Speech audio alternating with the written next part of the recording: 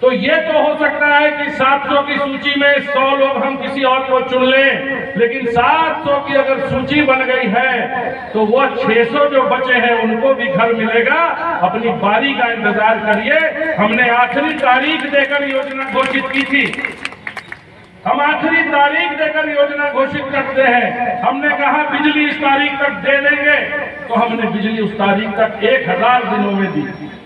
हमने कहा था हम शौचालय महात्मा गांधी की जयंती तक दे देंगे इस देश के अंदर, हमने ODF कर दिए इस देश के अंदर लगभग सारे गांव।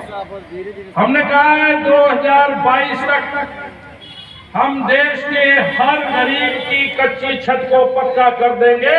तो अभी 1 वर्ष बाकी है, बीच में 1.5 वर्ष कोरोना आ गया था, नहीं तो हो सकता है समय से पहले हम लोग इस देश के अंदर सबको घर दे चुके हो। चिंता मत करिए। और आप लोगों को मैं विश्वास दिलाना चाहता हूं, कोरोना काल में आप लोगों को फ्री में राशन देने की व्यवस्था शुरू की गई। मई से ये व्यवस्था शुरू है। महीने में 2 बार राशन मिलता है, एक बार पैसे वाला, एक बार मुफ्त वाला। हमने दिवाली तक इस बात की घोषणा की थी कि दिवाली तक हम देंगे, लेकिन आप लोगों की परेशानियों को देखते हुए इसको होली तक बढ़ा दिया गया है। और होली से बाद भी यदि जरूरी होगा तो जारी रखा जाएगा। किसी व्यक्ति के घर में एक व्यक्ति का भी खाना ना बने, यह हमारी सरकार सुनिश्चित कर रही है कि बिना भोजन के कोई अपने घर में भूखा ना रहे। यह हमारी सरकार की सोच है।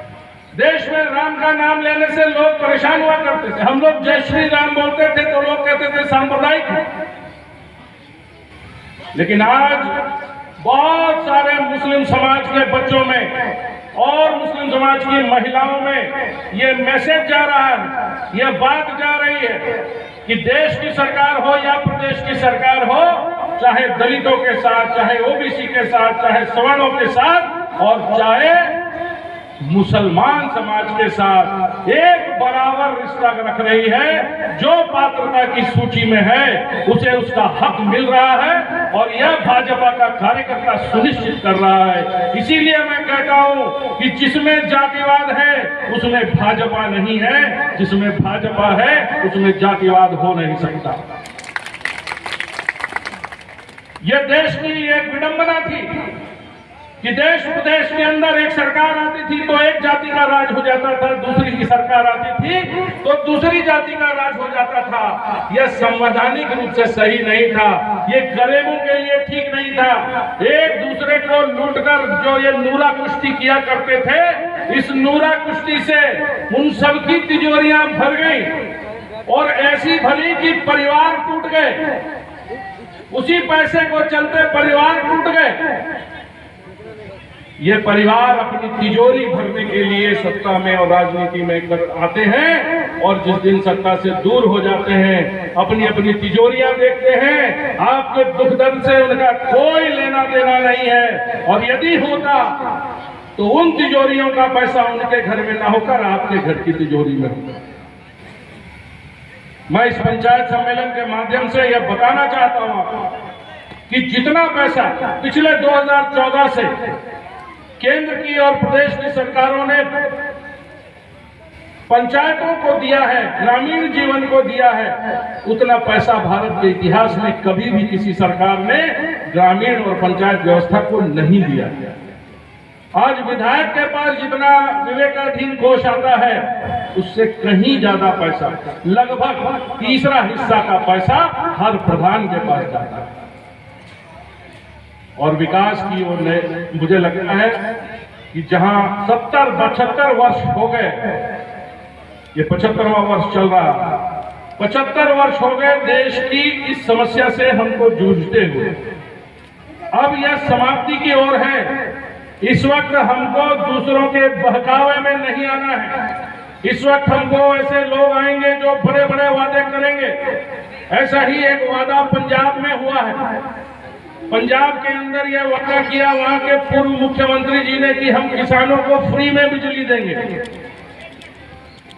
किसानों को फ्री में बिजली दी भी उन्होंने, लेकिन आज की स्थिति यह है पंजाब की कि पंजाब की गारंटी, सरकारी गारंटी जो प्रदेश सरकार की सरकारी गारंटी है वो भी कोई बैंक नहीं मानता। आपकी गारंटी मान लेगा बैंक, क्योंकि आपके पास खेती है, आपको केसीसी मिला हुआ है, आप गारंटी है आपकी जमीन उसमें। लेकिन पंजाब सरकार को कोई भी बैंक गारंटी मानने को तैयार नहीं है, क्योंकि उसका खजाना इस तरह की योजनाओं के कारण खाली है। हमें एक ऐसे सुदृढ़ समाज की रचना करनी है जो भविष्य में अगले 10 वर्षों में हमारा टारगेट है। आज हम 76% लोगों को प्रति ग्राम पंचायत अनाज दे रहे हैं।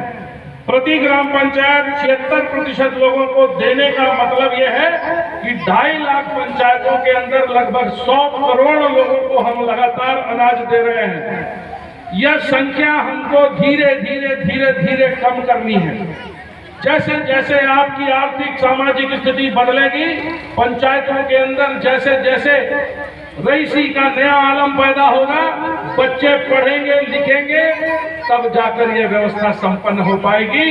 इसलिए मेरा आप सबसे निवेदन है, करवत निवेदन है, सविनय निवेदन है कि इस बात को समझिए कि आपके पास गांव में सिर्फ 2 पूंजी है, एक आपकी खेती और दूसरा आपके बच्चों की शिक्षा। इसके अलावा आपके पास कोई पूंजी नहीं है। यदि और कोई आपको कुछ कहता है तो गलत कहता है, भरमाता है। जितना ज्यादा अपने बच्चों को पढ़ाएंगे उतना आर्थिक व्यवस्था पर आपके असर पड़ेगा, ये मैं आपको विश्वास दिलाना चाहता हूँ। बच्चों को ही नहीं पढ़ाइए, बच्चियों को भी पढ़ाइए। पढ़ लिख कर जितना आगे बढ़ पाएंगे वही बढ़ेंगे, उन्हें पूंजी की जरूरत नहीं पड़ेगी। और शिक्षा सरकार फ्री में दे रही है। भोजन से लेकर कपड़े तक, जूते से लेकर किताबों तक, अस्पताल से लेकर शिक्षा के विद्यालय तक, प्राथमिक शिक्षा, माध्यमिक शिक्षा, उच्च शिक्षा, सब जगह सरकार मदद कर रही है। गरीबों के लिए हम लोगों ने धन की कोई कमी नहीं रखी है। बच्चियों की शादी आप नहीं करा पा रहे हैं तो सामूहिक विवाह व्यवस्था में आइए, वहां पर हम बच्चियों को 50,000 रुपए तक दे रहे हैं। इसके अलावा और कोई भी व्यवस्था हम कर नहीं सकते। एक और व्यवस्था के विषय में मैं आपको बताना चाहता हूं। बहुत जल्दी एक देश के अंदर एक व्यवस्था बनी है, वो है घरौनी की। घरौनी यानी आपका गांव में घर का कागज। आप जितने लोग यहां बैठे हैं, आपके पास में आपकी खेती खतौनी तो होगी कि आपके पास कितनी खेती है, उसके आधार पर केसीसी तो आपको मिल जाता होगा, लेकिन आपके घर का नक्शा आपके पास नहीं होगा। किसी के पास है? किसी के पास नहीं होगा। भले आप पीढ़ियों से वहां रह रहे हो, 10 पीढ़ी निकल गई होगी, लेकिन आपके पास वो नक्शा नहीं होगा। इसलिए हम लोगों ने घरौनी बनवा रहे हैं। हम लोग, आदरणीय मोदी जी ने एक व्यवस्था शुरू की है देश के अंदर, हर ग्राम पंचायत में हर घर की घरौनी बनेगी। ये घरौनी आपके घर का नक्शा होगी। ये नक्शा के आधार पर यदि कहीं भी आप जाएंगे तो बैंक आपको पैसा दे सकता है, लोन दे सकता है। खेती की जमीन पर बैंक पैसा नहीं देता, रेजिडेंशियल जमीन पर यानी आवासीय भूमि पर आपको पैसा मिल सकता है।